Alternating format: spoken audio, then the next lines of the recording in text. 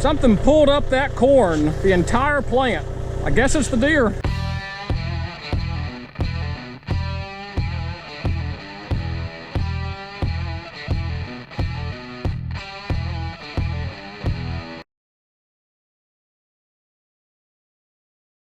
Let's talk some herbicides. If you're following the videos, you know this is the first year we've ever planted corn. We planted Roundup Ready dwarf field corn.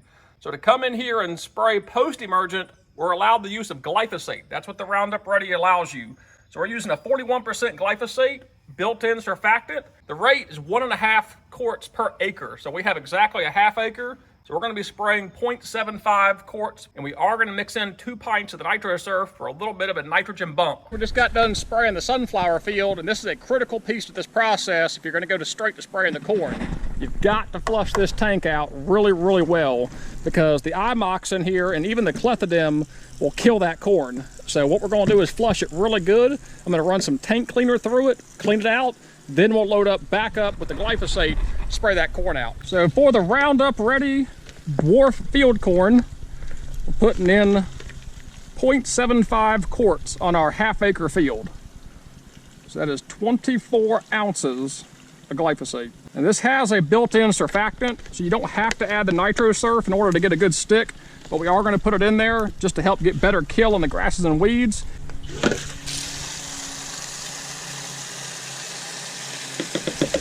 I'm going to put 2 pints of the NitroSurf, which is 2 pints equals a quart, 32 ounces.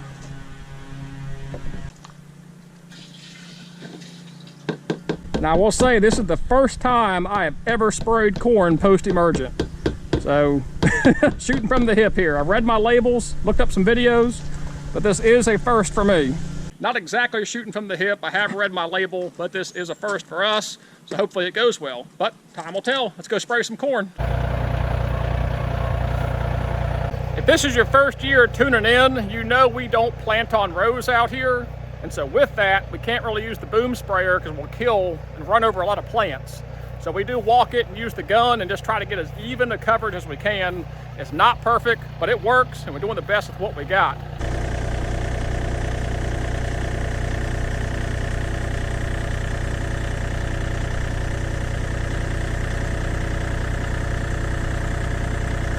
There's a lot of deer predation in here as well. You can see where the deer are eating off the leaves.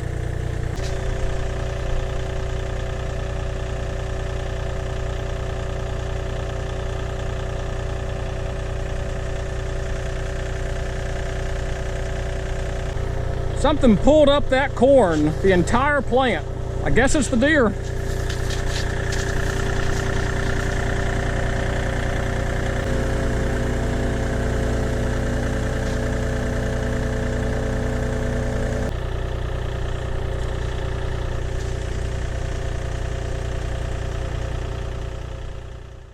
Just wrapped up our spraying. We're down here checking on the millet field, and as expected, it's looking really good.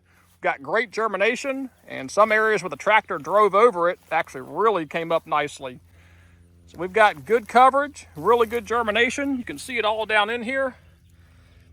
And Dad said he's been running over a dozen doves out of here about every day. So they're in here eating that seed. And that's why we went really heavy on our seeding rates, because we knew that was probably going to happen. But between the oats and the wheat and the millet seed, we are feeding these doves all through the late spring and into summer. If you recall, we planted 3 different types of millet, here, and then on the rest of the field. And I cannot tell any discernible difference at the moment. All seem to have pretty good coverage and pretty good germination. Time will tell which one's going to win Battle of the Millets. But all 3 appear to be off to a really good start. Appreciate you guys joining us on this one, spraying post-emergent herbicides. Got the corn sprayed, checked in on the millet, and we still unfortunately have a deer problem. They've eaten out a lot of the corn, which I didn't know they did that, and they've certainly found gaps in the electric fence and jumped through it. The corn is not tasseled yet, so we're still a few weeks out on that, but everything overall is doing okay. Not overly impressive this year. First time with the corn, so that's a learning curve. We're going to keep making the best of it. We'll be back out here in a couple weeks for an update, see on the herbicide results. But as always, thank you for watching. God bless and take care.